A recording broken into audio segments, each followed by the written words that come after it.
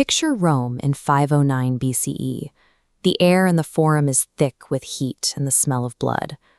On a high stone tribunal, a man sits in silence, watching a lictor prepare an axe. He is not looking at an enemy of the state, but at his own two sons.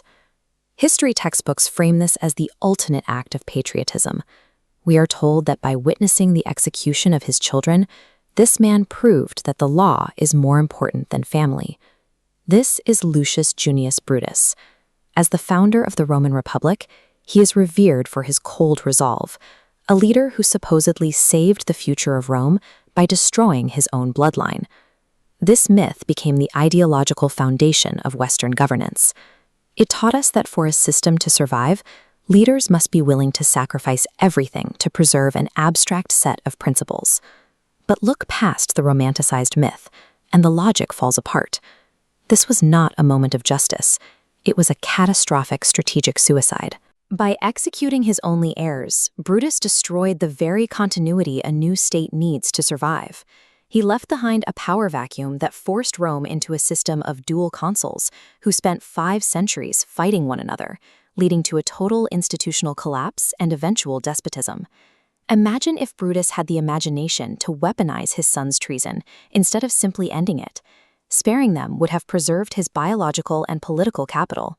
Instead, he chose a moral victory that left the state without a stable center of gravity, ensuring that the next 500 years would be defined by civil war. Let's rewind the timeline. The axe is raised, the crowd holds its breath, and Brutus stops the blade. This is the Machiavellian pivot. Instead of killing his sons, he breaks them. He uses the threat of execution to turn them into his most loyal, shadow-bound tools, transforming their failed coup into a lever for total control. He uses the crisis to abandon the idea of a shared two-man consulship. He stands before the Senate and declares a perpetual protectorate. The state ceases to be a messy, divided republic. It becomes a disciplined family oligarchy, a corporate entity governed by the Juni bloodline.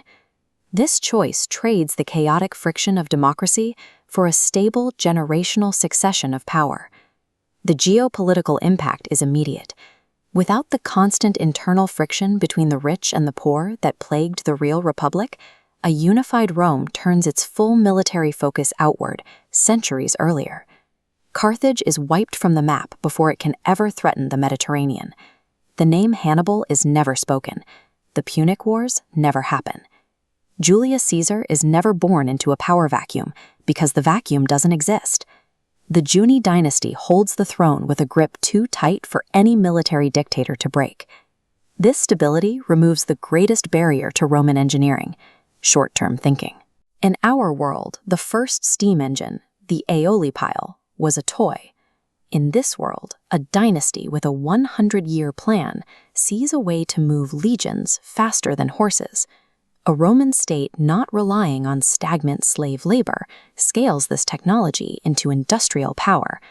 Picture the Appian Way, not as a road for sandals, but as the foundation for steam-powered railways connecting an empire that spans the globe. Political continuity was the missing unlock. It provided the long-term capital and the demand for efficiency that the real republic lacked. Fast forward to today. In this timeline, the year 2026 isn't a collection of competing nations.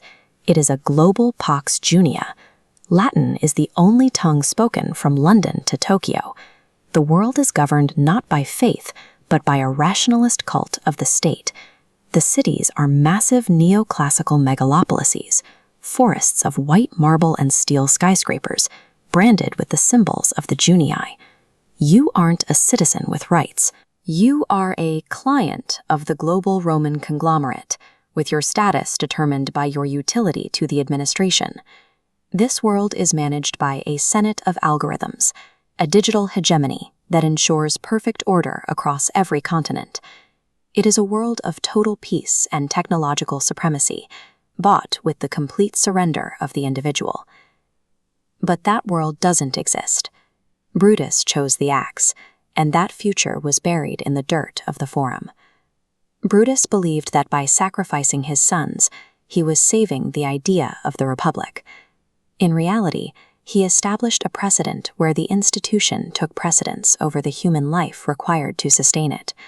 He transformed the Roman state into a machine that would eventually be ground up by its own internal contradictions. When you prioritize an abstract moral symbol over the actual resources needed to govern, you create a vacuum. And in politics, a vacuum is always filled by violence. The strategic rule is simple. Never sacrifice an irreplaceable resource for a symbol you have the power to redefine. Brutus had the legitimacy, the army, and the bloodline. He lacked only the audacity to be the tyrant that the survival of his people required. Every time a leader sacrifices long-term results to satisfy a principle from the past, they are repeating Brutus's the stake. Following the rules of a dead era isn't an act of honor, it is a betrayal of the future.